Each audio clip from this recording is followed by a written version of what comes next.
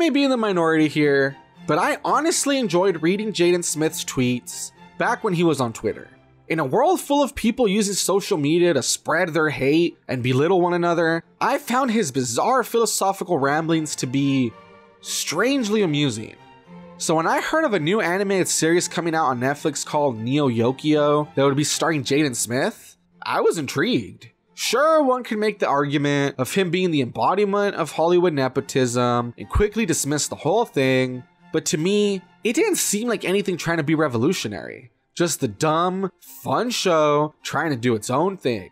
Therefore, while others were quick to judge and start criticizing, I decided to hold off and actually watch the series first. Now, after having just watched the 6 episodes that make up the show's first season, I feel that I can say this. I don't know what that was, but I think I liked it. Don't get me wrong, it is by no means a great show, but there's something oddly fascinating about it all the same.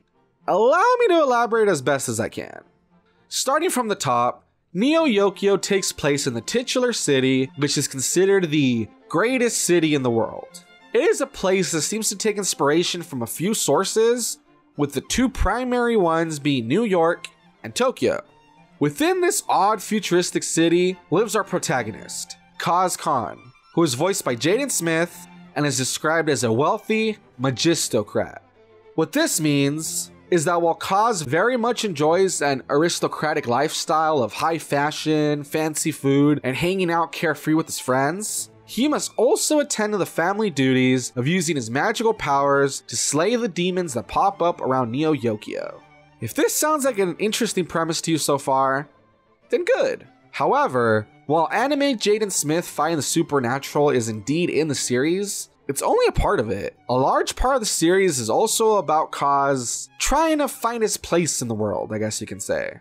Of course, when we are talking about a world filled with ridiculously large Toblerones, mecha butlers, Soviet race car drivers, an underwater bubble transportation system, a fashion blogger with a fan club that treats her right and as their religion, and a giant billboard ranking the most eligible bachelors posted in Times Square, things get kinda weird. Add to all that lines that seem ripped straight from Jaden's old Twitter account, and, well, you can begin to see how hard it is to explain the show to anyone who hasn't seen it. Also hard is trying to figure out whether the show is taking itself seriously or not.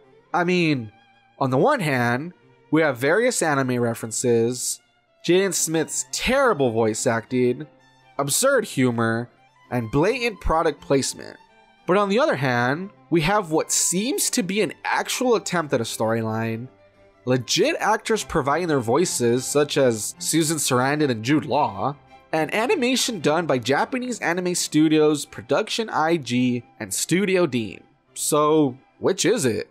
Is the show self-aware regarding stuff like anime tropes, materialism, and the wealthy elite, and is doing strange things in order to poke fun? Or is it really taking itself seriously and trying to be a legit anime where acting like a snob and buying into consumerism is cool? I honestly can't tell, which, trust me, is really weird. However, that's the thing about this show. While the plot isn't great, the pacing is strange, jokes can be hit or miss, and Jaden Smith is a terrible voice actor. I mean, seriously, listen to some of these gems.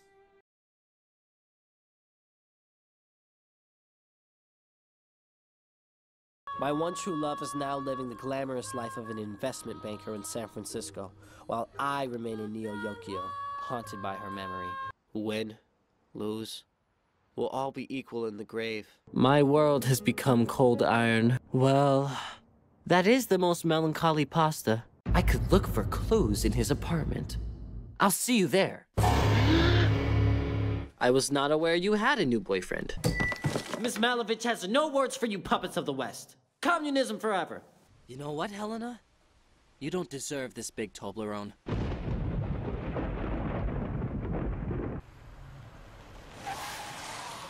As I was saying, despite all its flaws, it all kind of works when you put it all together. For me personally, the strange mishmash ended up feeling kind of genius in its own stupid way. I mean, Did you ever imagine you would ever witness an anime character with bubblegum pink hair and voiced by Jaden Smith spouting such ridiculous lines while hugging an oversized Toblerone in the rain? That right there is performance art, basically. Call me crazy, but I enjoyed watching those 6 episodes of Neo Yokio.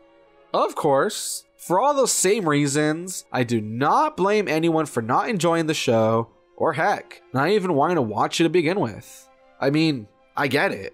While I might have felt that the story of a rich boy running around fighting demons while obsessing over the color of his tuxedo and talking in the most monotone, emo voice was humorous, other people will probably hate it. That's the reason that I always say that not every piece of media will appeal to every person watching my videos. As always, I just hope that I can at least give you the tools to make the decision on whether or not to watch this. But hey, that's just my opinion. And remember, don't take anything I say too seriously. After all, I'm just a wannabe reviewer. Thanks for watching.